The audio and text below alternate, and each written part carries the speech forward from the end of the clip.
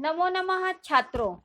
मैं निधि श्रीवास्तव एक बार फिर से संस्कृत की इस कक्षा में आपका स्वागत करती हूँ। छात्रों, पूर्व कक्षा में आप इस पाठ के आधे भाग को पढ़ चुके हैं। इस पाठ में बताया गया है कि कांटे से ही कांटा निकाला जाता है, यानी जो जैसा करेगा वैसा ही भरेगा। ठीक है छात्रों, तो इस अध्याय में आधी कहानी जो हम लोगों ने पूर्व कक्षा में पढ़ी वो ये थी कि एक शिकारी है जो कि जंगल में जाल फैला के आ गया है और उसमें एक बूढ़ा बाघ फंस गया है। वो जब सवेरे जाता है दूसरे दिन देखने तो उसको दिखाई देता है कि वहां पर बूढ़ा बाघ फंसा हुआ है, तो वो भागने लगता है। तब उसको बूढ़ा बाघ कहता है कि प्लीज मुझे यहाँ से निकाल दो, विनती करता है मुझे इससे मुक्त कर दो। परंतु शिकारी डरा हुआ रहता है, वो कहता है नहीं तुम मुझे खा जाओगे। तो वो कहता है नहीं नहीं मैं तुम्हें नहीं खाऊंगा, उसको प्रॉमिस दिलाता है। और फिर उसके बाद छात्रों वह उसको खोल देता है। तब वह कहता है बाघ कि मैं थका हुआ हूँ, मुझे पानी चाहिए, प्यास लगी है। तो वो कहता है ठीक है, वो नदी के जल से उसके लिए पानी लेके आ जाता है। शिकारी दयावानी दिखाता है। फिर वो पानी पीता है तो कहता है मेरी पानी पी के तो प्यास बुझ गई छात्रों, परंतु अभी मैं भूखा हूँ। तो वो कहता है अरे तुमने तो मुझसे कहा था कि तुम मुझे नहीं खाओगे। वो कहता है मैं भूखा हूँ और मैं तुम्हें खाऊंगा। तो वो कहता है कि अरे तुमने तो मुझसे कहा था कि मैं तुम्हें नहीं मारूंगा, तो मुझे मुक्त कर दो। अब तुम क्या कर रहे हो, झूठ बोल रहे हो, मिथ्या बोल रहे हो, भड़ितम वो कर रहे हो। तब वो कहता है कि नहीं ऐसा ही होता है। क्यों? क्योंकि भूख के आगे कुछ नहीं होता है। अगर भूख लगी है तो कोई भी कार्य कर सकते हैं। तो झूठ बोलो चाहे सच बोलो, ठीक है, भूख लगने पर सब कुछ जायज है, ऐसा वो बोलता है। तो वो क्या करता है, नदी के जल से पूछता है शिकारी जो रहता है। तो नदी के जल कहता है कि हाँ ऐसे ही होता है, क्योंकि लोग आते हैं मेरे पास, मेरी पानी में नहाते भी हैं, कपड़े भी धोते हैं और मलमूत्र आदि छोड़कर चले जाते हैं। फिर वो वृक्ष के पास जाता है और वृक्ष उससे कहता है, तो वृक्ष भी उसको यही बताता है कि हाँ सब लोग आते हैं मेरी छाया में बैठते हैं, मेरा फल खाते हैं, मेरा लकड़ियों से बताए काम करते हैं और मुझे जहां तहां छेदते रहते हैं। तो सब कुछ ऐसा ही होता है, मुझे काट भी डालते हैं, ऐसा ही होता है। तो चलिए अब इसके आगे की कहानी हम देखते हैं कि इसमें क्या होता है। तो चलिए छात्रों देखते हैं क्लास 8 संस्कृत पंचमा पाठा कंटके नैव कंटकम का चतुर्था भाग। प्रस्तुत पाठ में हिंदी भाषा में अर्थ, शब्दार्थ, संधि विच्छेद और प्रश्नोत्तर पर प्रकाश डाला। छात्रों यह गद्यांश समीपे से लेकर द्रष्टुमिच्छामि तक है। तो चलिए पंक्तियां देखते हैं, एक एक लाइन देखते जाइए और आपको जहां भी डाउट है वहां अपने अर्थ लिखते जाइए। समीपे एका लोमशिका बदरी गुलमाना पृष्ठे नीलिना एतां वार्तानां शृणोति स्म।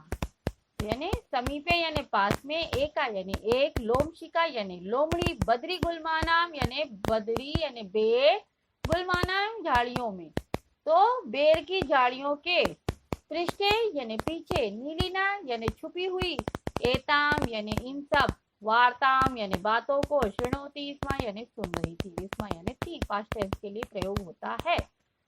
तो पास में एक लोमड़ी बेर की झाड़ियों के पीछे छुपी हुई इन सब बातों को बहुत अच्छी तरह से सुन रही थी। नेक्स्ट देखिए, सा सहसा चंचलम उपसृत्य, चंचलम धन उपसृत्य कथयति का वार्ता माम अपि विज्ञापय। वो क्या, सा यानी वह, सहसा यानी अचानक, चंचलम यानी चंचल के, उपसृत यानी पास जाकर, कथयति यानी कहती है, का वार्ता क्या बात है, माम यानी मुझे, अपि यानी भी, विज्ञापन यानी बताओ। तो वो क्या कहती है, चंचल के पास सामने अचानक से पहुंच जाती है और जाकर कहती है क्या बात है मुझे भी बताओ। तो चंचल बोलता है यानी सह अवदत, अमातृ स्वसा अवसरे त्वं समागतवती।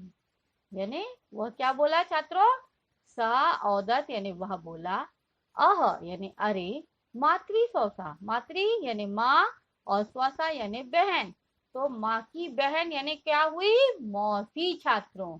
तो अरे मौसी जी, अवसरे यानी समय पर, त्वम यानी तुम, समागतवासी यानी आई हो, तो अरे मौसी आप अवसर पे आई हो, समय पर ही आई हो। मया अस्य व्याघ्रस्य प्राणा रक्षिता परम एषा मामेव खादितुम इच्छति। मया यानी मेरे द्वारा, अस्य यानी इस, व्याघ्र से यानी बाघ की, प्राणाहा यानी प्राणों की, रक्षिता यानी रक्षा की गई, परम यानी परंतु, ऐशा यानी यह, मामेव यानी मुझे ही, माम यानी मुझे, एव यानी ही, तो मामेव यानी मुझे ही, खादितुम इच्छति यानी खाना चाहता है। तो वो क्या बोला कि मेरे द्वारा इस बाघ के प्राणों की रक्षा की गई है। कैसे? उसको जाल से मुक्त कराया है छात्रों।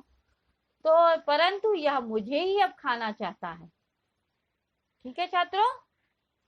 नाउ नेक्स्ट देखिए, तदनंतरम सह लोमशिकाय निखिलाम कथाम न्यवेदयत्। तदनंतरम यानी उसके बाद, सह यानी वह, लोमशिकाय यानी लोमड़ी, निखिलाम यानी पूरी, कथाम यानी स्टोरी, न्यवेदयत् यानी सुनती है या सुनाती। तो उसके बाद उसने लोमड़ी को सारी कथा विस्तार से सुना दी। ठीक है, वह लोमड़ी को पूरा बात बता दिया। कौन? व्याघ्र ने यानी शिकारी ने।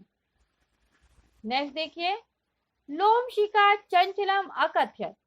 लोमशिका यानी लोमड़ी चंचल को कहती है, बाढ़म यानी ठीक है या बहुत अच्छा, त्वम जालम प्रसारे, त्वम यानी तुम, जालम यानी जाल को, प्रसारे यानी फैलाओ। तो लोमशिका यानी लोमड़ी चंचल को क्या कह रही है कि ठीक है, अभी तुम क्या करो, जाल को फैलाओ।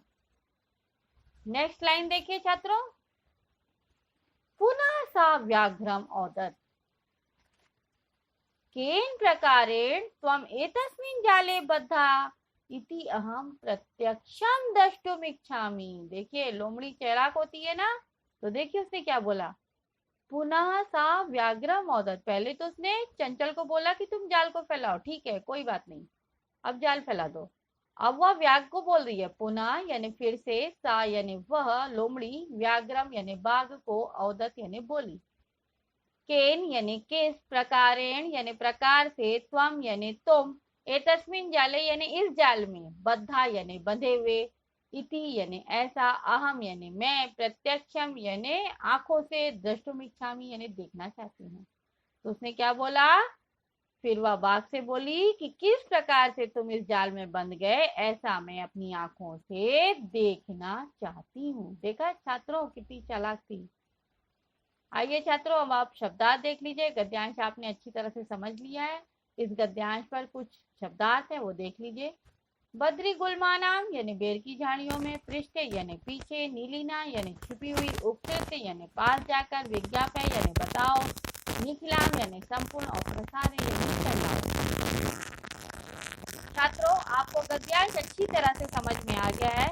अब इस गद्यांश पर आधारित हम आपसे पूर्व कक्षा की भांति ही प्रश्न पूछते हैं। तो छात्रों आपको मालूम है कि हर गद्यांश और पद्यांश पर 3 प्रकार से प्रश्न आधारित है। पहला एक पदेन, दूसरा पूर्ण वाक्य, और तीसरा निर्देशानुसार। एक पदेन मतलब वन वर्ड, पूर्ण वाक्य यानी फुल सेंटेंस, और निर्देशानुसारम ग्रामेटिकल क्वेश्चन है जो कि आपको जैसा बोला जाएगा वैसा करना होगा। ठीक है, तो देखिए पहले एक पदेन उत्तरत, समीपे का तिष्ठति यानी पास में कौन बैठी थी या छुपी हुई थी, तो कौन थी, लोमशिका यानी लोमड़ी। दूसरा क्वेश्चन देखिए, व्याघ्र से प्राणाहा कह रक्षिता यानी बाघ के प्राणों की रक्षा किसने की थी, उत्तर है व्याधा। व्याधा यानी शिकारी, उसका नाम क्या था, चंचल। तो आप चंचला भी लिखोगे तो भी सही है और व्याधा लिखोगे तो भी सही है, नाम लिखने से भी कोई रॉन्ग नहीं है। ठीक है छात्रों। नाउ सेकंड क्वेश्चन देखिए, पूर्ण वाक्य अनुत्तर यानी फुल सेंटेंस में आपको देना है, चंचला कस्यै निखिलाम कथाम न्यवेदयत्। चंचल किसको अपनी पूरी कथा निवेदन करता है यानी बताता है, किसको बताता है छात्रों, लोमड़ी को। तो आंसर क्या होगा, चंचला लोमशिकाय निखिलाम कथाम न्यवेदयत्। ठीक है, समझ में आ गया छात्रों। नाउ अब नेक्स्ट क्वेश्चन देखिए, निर्देशानुसारम उत्तरत। इसमें क्या क्वेश्चन बोल रहा है देखते हैं हम लोग। परम एषा मामेव खादितुम इच्छसि। परम यानी परंतु, ऐसा यानी यह, मामेव यानी मुझे ही, खादितुम यानी खाने की, इच्छसि यानी इच्छा रखता है, अत्र यानी यहाँ, ऐशा कर्ती पदस्य यानी ऐशा जो है वो कर्ता पद है यानी पर्सन है, क्रियापदम किम, तो ऐशा कर्ती पद का क्रियापद क्या है, क्रिया यानी वर्ब जो काम को करता है। तो यहाँ पर क्या काम हो रहा है, खाने की इच्छा रखना, तो खाना क्या हुआ, कर्म हुआ, और इच्छसी, इच्छा रखना क्या हुआ, क्रिया हुई, तो इच्छसी जो है वो क्या है, क्रियापद है। तो आंसर क्या हुआ, इच्छसी इति पदे। ठीक है छात्रों, आपको समझ में आ गया अच्छी तरह से। नाउ आज आपने क्या पढ़ा कि एक लोमड़ी जो थी वो पेड़ की झाड़ियों के पीछे छुपी हुई सारी कहानियों के बाघ और शिकारी की सुन रही थी। वो सामने आती है और अपनी चालाकी से, अपनी सूझबूझ से फिर से बाघ को जाल में बांधने के लिए बोलती है। ठीक है छात्रों, तो आपको ये गद्यांश अच्छी तरह से समझ में आ गया होगा। आपको कोई डाउट है तो आप ऐप में क्वेरी में जाकर अपना डाउट पूछ सकते हैं। तब तक के लिए धन्यवाद। नमो नमः छात्रों।